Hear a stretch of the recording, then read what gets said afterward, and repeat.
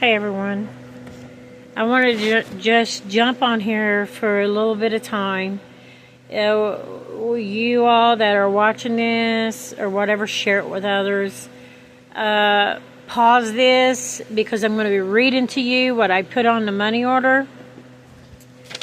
But I don't call it a money order. Once I've got it, it's an instrument that I'm using as a tool. Let's say you get a $1 money order. Okay, you're gonna draw a line through the back on those words that says maximum value $1,000. You're gonna run a line through that because you don't agree to those terms. You bought this, it's yours, and you're gonna use it as a tool. And so this is just an example, but I just wanted to jump on here and let everybody know that someone was garnishing my sister's wages. So I turned around and I went and got a $1 money order. I ran a line, like I said, on the back. Do that. I don't agree with them terms.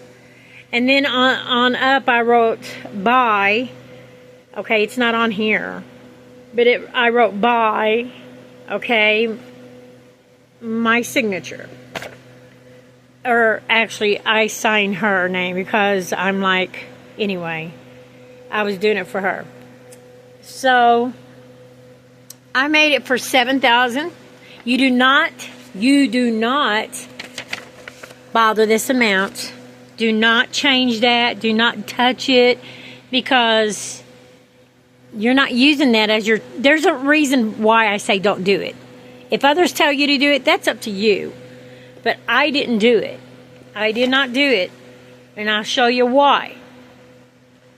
Now, like I said, I sent this money order in. I'm going to read to you what was on it, what I wrote on it. So if you have to pause it and write it down, pause it and write it down. You can laugh at this all later, okay? But you have a lot of naysayers out here that's going to tell you that's, again, they want to keep you a slave. Now, this is what I wrote. I wrote some codes on there. UCC 3603, UCC 302, UCC 304, UCC 3, I think that's 489 because it's kind of sloppy. And then UCC 311, UCC 1-308, House Joint Resolution 192, EST 1933, and then UCC 3-307. Now this is what I wrote. Now over to the side you'll see on the money order where it says pay to.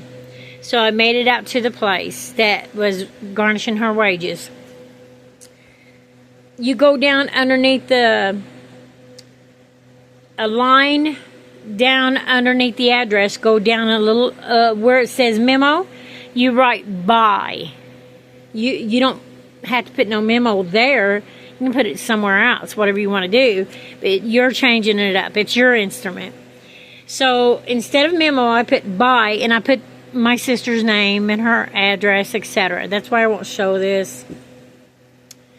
But this is what I wrote, because after you put the pay to over there and the address and the memo, well, the lines run all the way across the money order. So I wrote on the remaining 1, 2, 3, 4 lines, I accept your offer in the amount of $7,000. Okay, and it doesn't say dollars. $7,000. It's the number. It isn't written out number wise. For valuable consideration, and tender this payment for full satisfaction in accord and satisfaction upon redeeming this instrument, period, without recourse. Okay? That's what I wrote. That's all I wrote. I did send them. Now, there was $7,000 on that money order, but it isn't a money order. It's your instrument. You're using it as a tool. And I'll explain this here in a minute. And then I also sent them the coupon, which is also a BOE, which is made for $7,000. So they got a total of $14,000. Okay? And I did this on 11/18 of 2025. Okay? And you're saying, oh, but that's 2025. Well, in 2026, she received a satisfaction of judgment. Okay? On March the 2nd of 2026. So, but I just wanted to get on here, and I'm telling you why I say don't change that dollar on your tool, because I want you to look up UCC 3114, and it says contradictory terms of instrument. Okay, if an instrument contains terms, typewritten terms, do you hear that? Typewritten terms prevail over printed terms, but handwritten terms prevail over both, and words prevail over numbers. Okay, so this is law. This is law. So if they turn around and only apply, let's say you send it to your mortgage company to pay off your house. Let's say you send it to your car, where you're paying off your car, and they don't apply that. I mean, even the state knows this stands. The state knows this stands. So if the state knows it stands, you've got to question, wait a minute, why are these others crapping on me? The problem is so many people don't do nothing that they let them get by with it. They just don't push the issue. And you need to listen. Your instrument, this instrument tool that you're going to use to pay off your home or pay off your car stands. Okay? It stands. Don't be deceived. Don't be lied to. They're wanting to keep their slaves. They're wanting to keep their slaves. They already had your slavery at your signature. So I'm just trying to tell you, you can do this. You can do this. Don't be deceived. Don't let them tell you, no, you can't do that. Oh, that's just $1. No. Your handwritten terms stand. Okay? It prevails. Let me put it to you like that. It prevails.